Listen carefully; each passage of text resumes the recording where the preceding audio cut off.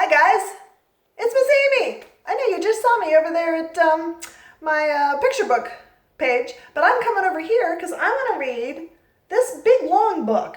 And this book is a little more appropriate for kids who are older than kindergarten. I'm thinking this book is for maybe second or third grade and up. So people that are probably 7 or 8 or 9 years old can better understand this story. Yeah, it's about a little polar bear and my friend Zero here. His name is Zero. Zero the hero. I like his cape. Zero the hero is a polar bear. Yeah, because polar bears like to live where it's cold, right? Where it's 0 degrees. So Zero the polar bear wanted me to listen to this, or wanted me to read this story to you. So it's kind of a long book. So I'm thinking I'll read it the first half now and then the second half in a different video, so you're not sitting too long and listening. So if you would like to listen to Polar, the Titanic bear, this is a good day to listen to it. Today happens to be April 14th, the night that Titanic sailed across the Atlantic Ocean and unfortunately ran into an iceberg and sank. It's a very sad story. It's a true story, but it's a sad story. And sometimes true stories are sad. So I'm going to read this story about Polar, a stuffed bear who happened to be on the Titanic. Yeah, it's called Polar the Titanic Bear. And there's a lot of things in this story that remind me of the situation we have going on right now with our coronavirus epidemic or a pandemic. Because the little boy in this story got sick. He didn't get sick with something like coronavirus. He got sick with the measles. Yeah. And this was back at a time in 1912 when the measles vaccine either wasn't used often or it wasn't used at all for some kids. So some kids just had to get the measles and get sick with it. So this is a story by Margaretta Daisy Spelden, and this is her. She was the author of this book, and this is at her home in Tuxedo Park, in probably 1912 or 1910, somewhere around there. And it says, "To the memory of Douglas and Polar." Polar's the bear. Douglas is the little boy in the story. "And to Susie and Isabel, whose adventures have just begun," by L.H.C. the Third. So L.H.C. the Third is a descendant of hers who put this book together.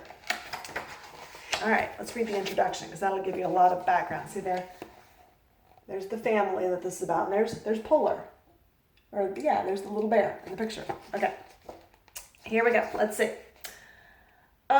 Introduction. I discovered this story about a little boy and his toy bear among the belongings of one of my relatives, Daisy Corning Stone Spedden.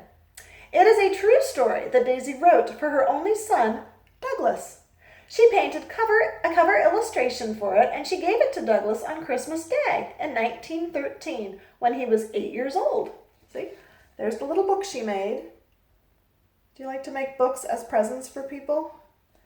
It's a nice thing to do. It's kind of like an extended card, right? It's bigger than a greeting card. Write a whole book. Yeah. Douglas, or Master, as he was called in the story, just adored Polar, his beautiful white mohair bear. Polar was made by the famous Steiff Company of Germany and was bought by Douglas's aunt at F.A.O. Schwartz in New York City. It's a very famous toy store. Yeah, people still like to shop there. Now the oldest toy shop in America, the F.A.O. Schwartz, still sells Steiff bears. They do. You can buy a real polar bear, or any bear for that matter, stuffed toy, at the F.A.O. Schwartz company. Polar was no ordinary bear. He had several outfits and his own furniture. He took part in all family celebrations and holidays, and best of all, Polar went along on the Spedden family's world travels. Douglas's parents were very wealthy. They were able to devote their lives to their son, their travels, and their hobbies. Daisy kept detailed diaries and was a photography buff. Her husband, Frederick, loved sailing. Douglas had a nanny, Elizabeth Margaret Burns, whom he called Muddy Boons, because he couldn't quite pronounce her name, Margaret Burns. The family lived in a fashionable town outside New York City named Tuxedo Park. They spent summers at the seaside near Bar Harbor, Maine, and winters at resorts all around the world. The Speddens traveled on luxurious ocean liners that visited exotic ports in the Caribbean, Africa, and the south of France.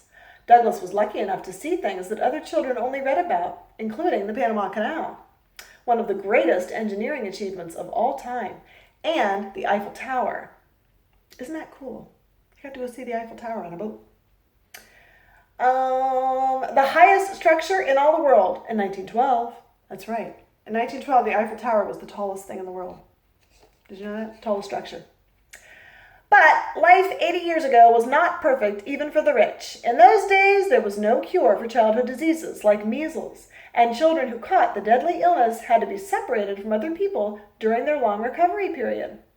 So traveling from Europe to North America was not simply a matter of a 6-hour flight on a jet, like it is now, right? Planes were rare, and the only way to cross the ocean was to spend 7 days on an ocean liner. When the Speddens were able to book passage to America on the Titanic in April 1912, they considered themselves very lucky. The Titanic was the biggest, newest ship in all the world, a floating palace that contained every modern convenience and luxury. Douglas and Polar stepped onto the most magnificent passenger ship ever built in a state of great excitement. They never dreamed that they would soon be part of the most famous sea disaster of all time. And that's by Leighton H. Coleman III. And apparently, he's related to Daisy, who wrote the little book about Polar. So that's the introduction. So this part is the part we are most interested in, the story of Polar that Daisy wrote. And here's how it goes. "That's my 10th bear today," said the voice of a young woman proudly. "Suddenly I felt myself being hurled through the air, then landing with a thump on a hard wooden bench. I opened my eyes and looked around the large bright room, littered with sawdust, tools, and scraps of felt. On either side of a long table sat women who were quickly sewing black glass eyes onto teddy bears. I soon learned that they earn their living by making bears and other stuffed animals for toy shops all around the world. Christmas was approaching, and they had been given a very large order. This special lot of bears, including me, was to be shipped from Germany to America. I wondered where America was and how I was to get there, but I didn't have long to wait." See the picture? There's Polar. Look, these ladies are sewing together teddy bears made by hand. Do you have a teddy bear? Yeah? I bet your teddy bear is made by a machine. But these ladies are carefully hand working all of those little things to put together teddy bears, one after the other. That's how it happened 100 years ago. Yeah. The next morning I was crammed into a box, my toes touching my ears. Weeks passed in darkness as I was jostled this way and that. First there was the rumbling of the baggage train, and then the swaying of the ship, and then the shouts of the dock hands. But I forgot about my aching limbs when a young woman lifted me out of the box and set me on a shelf with a dozen other bears. She dusted us all off and tied blue or pink ribbons around our necks. I had arrived at the FAO Schwartz in New York, the largest toy shop in all the world. I was amazed by the beautiful things I could see from my perch. From the ceiling hung every sort of flying machine, airships, aeroplanes, and hot air balloons. In a long case in front of me were little furnishings for doll houses, tiny bird cages, baby carriages, and bathtubs with china dolls in them. There was a wonderful railway worked by electricity, and I could see a bright red engine going around and around past flashing signal towers and stations. Look at all this excitement in this Christmas window. So this is 1912, when electricity was pretty new. Some people still didn't have electricity in their homes. And in 1912, airplanes were a brand new thing too. Yeah. So you'll have to research about the Wright brothers and the invention of the airplane. Yeah, because that was a new thing. Look at this airplane. Yeah. That's what a toy store would have looked like in 1912. Pretty cool, huh? Lots of things were new in 1912. Because it was Christmas time, the shop was busy every day. My bear companions disappeared one by one, and I couldn't help wondering when my turn would come. One day a lady with red cheeks looked me all over very carefully, straight into my blue bow, and she said she would take me along with her. I was sad to leave my lovely surroundings. I hated being packed into a horrid little box by one of the sales clerks. This is a postcard. That's a postcard from 1910, the FAO Schwartz Toy Company. Yeah, in New York City. I wonder if the building's still there. I don't know. It's probably not a toy factory anymore. And there's another postcard that says FAO Schwartz, and look, it's an old advertisement for the FAO Schwartz Company. Look at the things they sold. Toy soldiers and drums. Certainly didn't have any video games, did they? No. For several days I was left in a closet. I thought everyone had forgotten me, but finally one morning the lady took me out of the box. Then we went down to the docks where we boarded a large ship called the Coronia. Oh, so they're not going to get on Titanic just yet. He's getting on a boat called the Coronia. Did you see that little cash register? That was cool, huh? The decks of the ship were crowded with people saying goodbye. As I looked about, wondering what was to become of me, a little boy came running up. Flinging his arms around the lady with the red cheeks, he cried, "Oh, Aunt Nanny, I wish you were coming with us." She gave him a big hug, and then presented me to him. The little boy, my new master, had his father and mother with him, and Nurse Mattie Boons, whom he called Muddy Boons.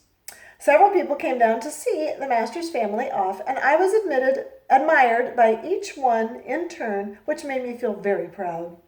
"How high he holds his head," Master's father said. "What will you call him?" "Polar," Master replied promptly. Look, and there's some people getting ready to get on the boat. Aren't they wearing their fancy clothes? They look awfully dressed up just to get on a boat. We don't dress like that anymore, do we? There's the big ship. Yeah. Oh, look, here's the family. Getting Polar. He's getting his present. Oh, here's some real photographs. I don't know if you can see him very well from there. Hard to see. Yeah. A week later, we sighted the island of Madeira near Portugal, which was to be our home for the next few months. It was a beautiful, bright afternoon when we went ashore. We traveled through the busy streets to our hotel in a rickety old wooden cart pulled by a bull. Our hotel was very grand. Master Muddy Boons and I had a big, sunny room overlooking the garden and the blue sea beyond. I spent many lazy days out under the palms, watching Master build little houses with sticks and stones, and surrounding them with miniature gardens. And we rode in the bullock carts wherever we went, up into the hills, exploring different parts of the island.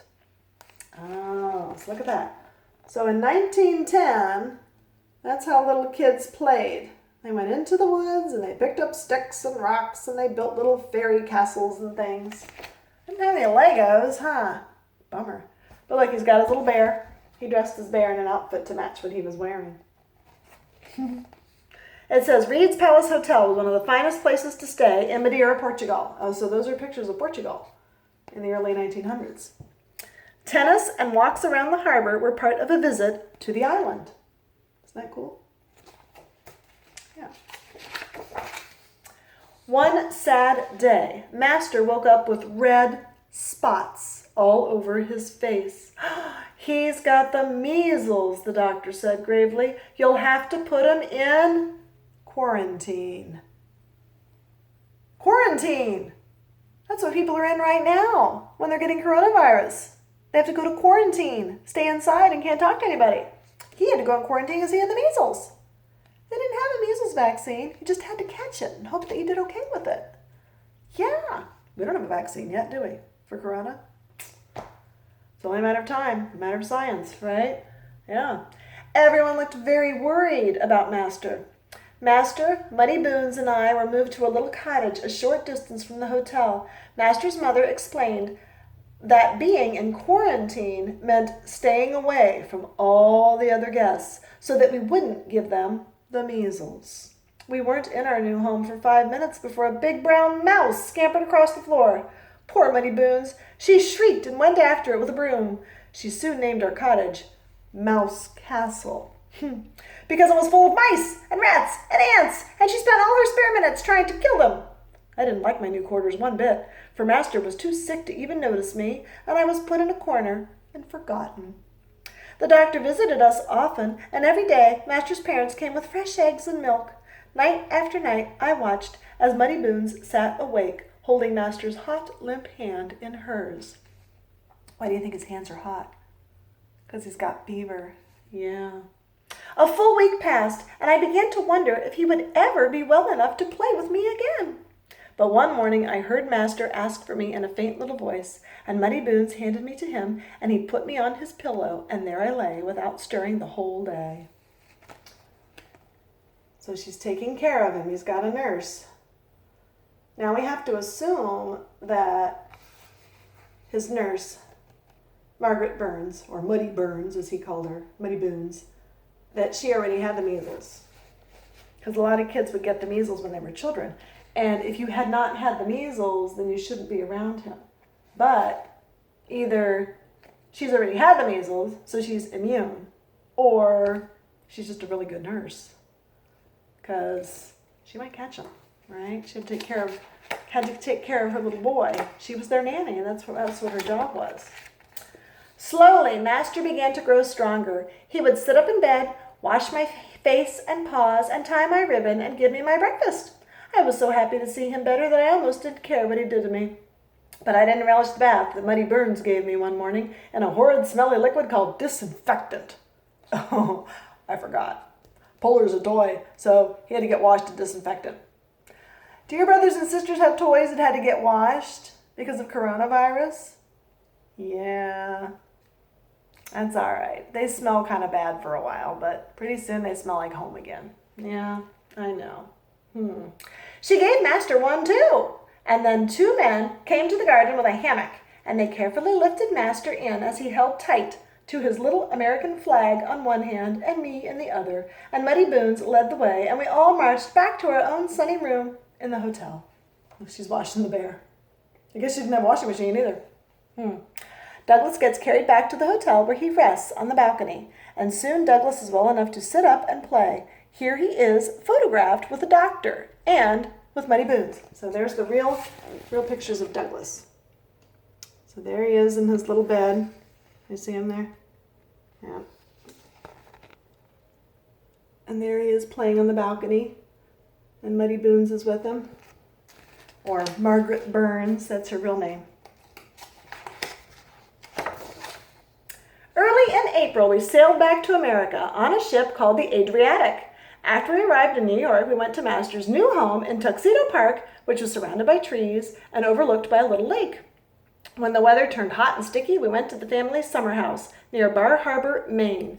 I enjoyed splashing in the ocean with Master or sitting on the rocks while he built forts and castles. Once, he forgot about me, and the tide came in and almost carried me out to sea, but luckily Master rescued me just in time. When winter came, we returned to Tuxedo Park.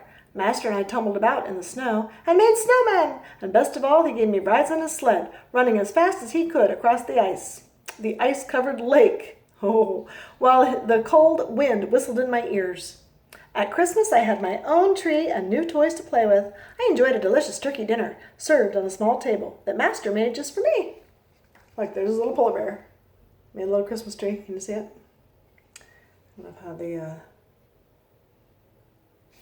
I don't know if that's working. Well, there's a drawing of him with this polar bear. But what about the Titanic part? I know, I'm getting anxious too. I don't know when that's going to come. In the new year, we sailed away to some hot, sunny places. We went to Panama, where a great canal was being built right through the country so that ships could sail from one side to the other. One of the engineers invited Master, Muddy Boons, and me to ride out to sea in his big private car. Bright flocks of parrots flew from the trees as we roared down the jungle roads. Bermuda was our last stop. Master took me to a beautiful beach where we spent many a long afternoon. He would make a sort of throne out of sand for me to sit on, and he'd say, "Now, Polar, don't you run away, but just stay quiet while I work." So I would sit there, watching him play and sniffing the salt air. So here's Douglas and his mother on the beach in Bermuda. Here's a picture of the Panama Canal being built. And here's Douglas and his family, and they saw these huge locks being built for the Panama Canal. This postcard shows the great amounts of water that had to be controlled. So this should make you curious about the Panama Canal. You can find out why the Panama Canal was built. We have canals right here in Ohio. Did you know that? Old locks from the Erie Canal that used to be in Ohio. You can go and see them. Yeah, some of them are right by the road. Sure. Get online and you can find out where to go see them. Yeah, old locks from the old canal. You can't go to Panama. No, it's too far away. Not unless you go on a plane or on a boat, I guess. The next winter, we once more set sail on the Caronia, this time for Algiers in northern Africa. The weather was sunny, so we spent our days on deck romping about with the other children.